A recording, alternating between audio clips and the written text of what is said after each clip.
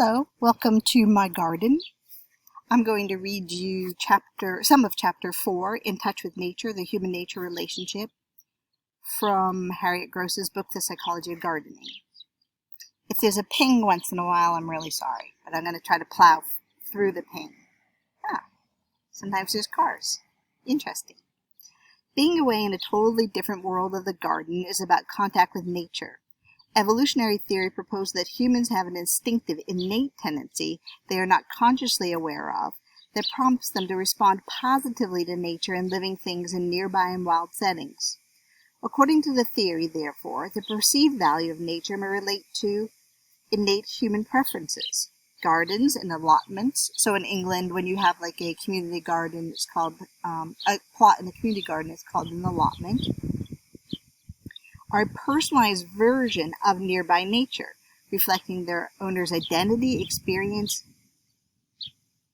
thunderstorming too, need for structure, and their preferences, which may hark back to an evolutionary past. In the early 21st century, the role of nearby nature for basic physical survival is limited, although a desire to be self-sufficient in vegetables and fruit is more than a simple hobby. Urban greenery and private and public gardening projects are associated with better health and well-being for adults and children. Gardens and allotments as nearby nature are an epitome of the human-nature relationship on a domestic or at least manageable scale. So in my garden, I think you can see there's it's a box garden, and I have sort of used this box as a microcosm of the natural world, maybe around where I'm living, but also forces me, I think, this chapter to think about what is in my garden specifically, and from where do these ideas come from for me, and you could do that yourself also. Prior to discussing gardening as a collaborative relationship with nature, together with some of the downsides of that relationship, this chapter explores elements of evolutionary theory, which refers to nature rather than gardening, two biological evolutionary theories, biophilia and prospect refuge theory, are concerned with nature and survival of human species.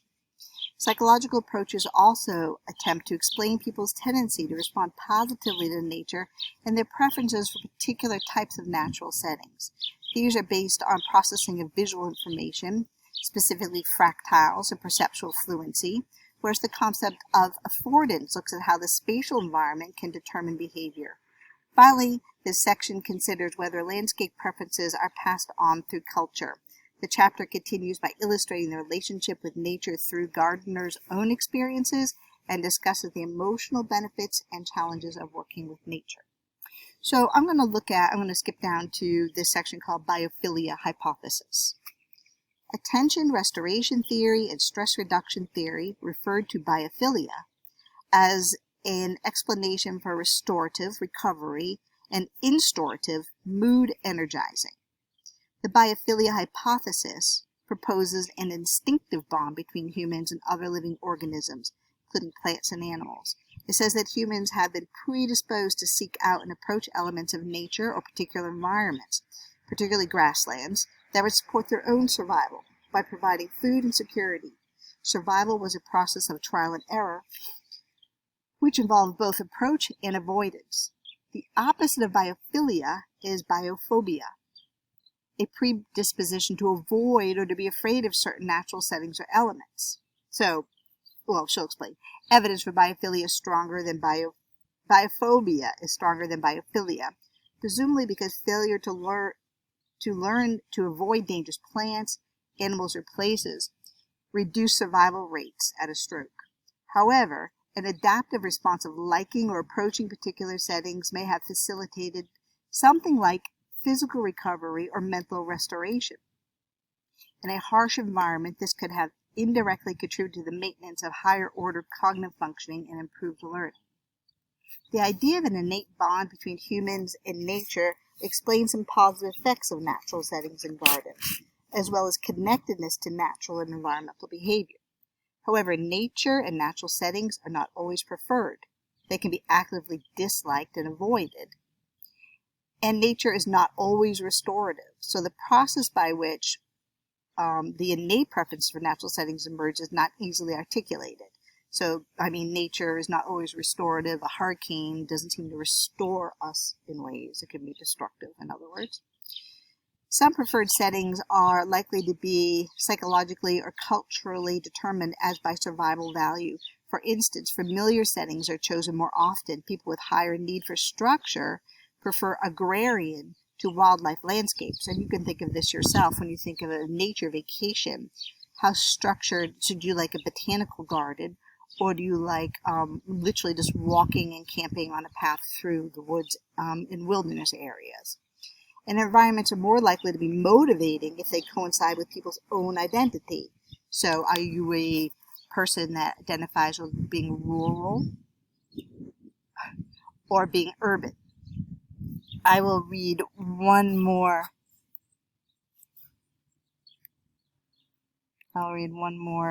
Sorry, I got a little to peek in here. I will read one more theory here. Prospect refuge theory. Prospect refuge theory, or PRT, was developed to explain why people prefer certain types of landscapes and has been of particular interest to landscape designers. PRT also proposes that the modern preference for park-like landscapes is partly a genetic predisposition, specifically environments offering views or prospect, as well as a sense of enclosure, refuge, generate feelings of safety and pleasure.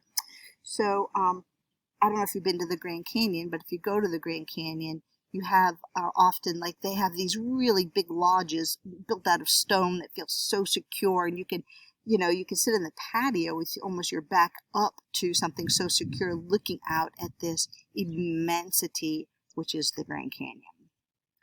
Compared with forest living, grasslands provide greater prospect of seeing danger if it came, as well as the opportunity for refuge back in the forest or amongst groups of trees separated by grassland. Very similar preferences have been reported in research in Europe, North America, Japan, West and East Africa. Even people who have not been exposed to these landscapes show preferences for them over forest and desert scenes, suggesting that preference is a universal human instinct. Nevertheless, it is not as simple as the theory makes it sound. For example, safety may be less important than PRT suggests, since settings with good views, high degree of prospect, think of a view of an ocean or of a mountain, these types of settings, or desert, these types of settings that people like, I think are actually drawn to one type of setting versus another. In a low degree of refuge, say, for example, tree cover, are preferred over settings with low prospect and high refuge. In addition, grasslands are not the only form preferred by humans, although features of prospect and refuge may make it easier to understand the landscape. So then she goes on and talks about attention restoration theory, which means the environment needs to have complexity and mystery, like a Japanese garden. Wilderness or wild settings are perceived negatively because they lack coherence and are difficult to understand. So this cognitive function of actually reading the environment is something that she's saying, according to this attention restoration theory, is important. So my little box here is important in the way that you can recognize these as vegetables growing, or that these are flowers, and so forth. Wilderness or wild settings perceived negatively because they lack coherence, difficult to understand, but they do offer greater opportunity for exploration.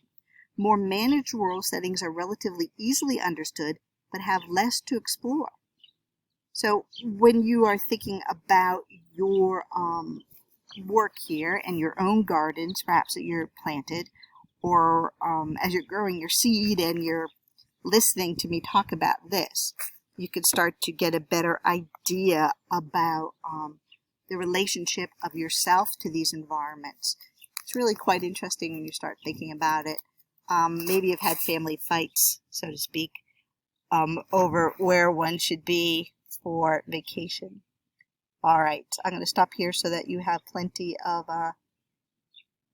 time, hopefully, to listen to this, but I don't want to overwhelm you with too much at one time. We'll do more of these.